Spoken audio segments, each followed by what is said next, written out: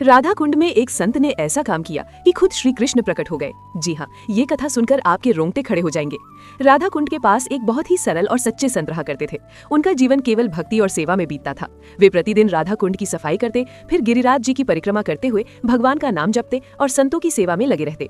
उनके लिए संसार में सबसे बड़ा सुख केवल राधा नाम था। एक दिन वे अपने छोटे से कमरे में बैठकर भजन कर रहे थे। कमरा अंदर से बंद था और वातावरण बिल्कुल शांत था। तभी अचानक कमरे में एक तेज दुर्गंध के साथ एक रहस्यमयी अग्नि प्रकट हुई।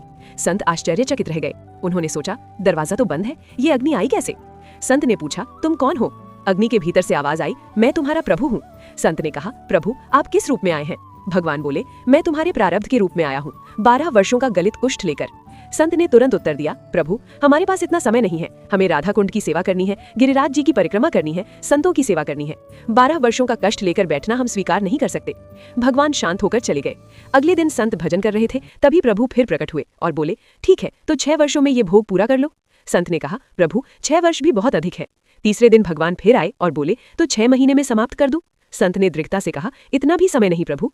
भगवान ने पूछा, तो बताओ कितने समय में भोगोगे? संत ने निडर होकर कहा, यदि भोगना ही है तो 12 वर्षों का कष्ट मुझे केवल 24 घंटे में दे दीजिए।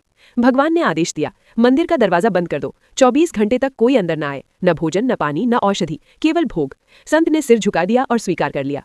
कुछ ही क्षणों में संत का शरीर भयंकर पीड़ा से भर गया। गलित रोग, दुर्गंध और मृत्यु समान कष्ट, लेकिन संत ने एक पल भी शिकायत नहीं की। उनके होठों पर बस एक ही नाम था, राधा राधा राधा। 24 घंटे पूरे हुए, दरवाजा खोला गया। सब लोग स्तब्ध रह गए। संत का शरीर पूर्णतः स्वस्थ था, उनके चेहरे पर दिव्य तेज था। भगवान ने कहा, तुमने 12 वर्षों का प्रारब्ध केवल एक दिन के भजन से भोग लिया।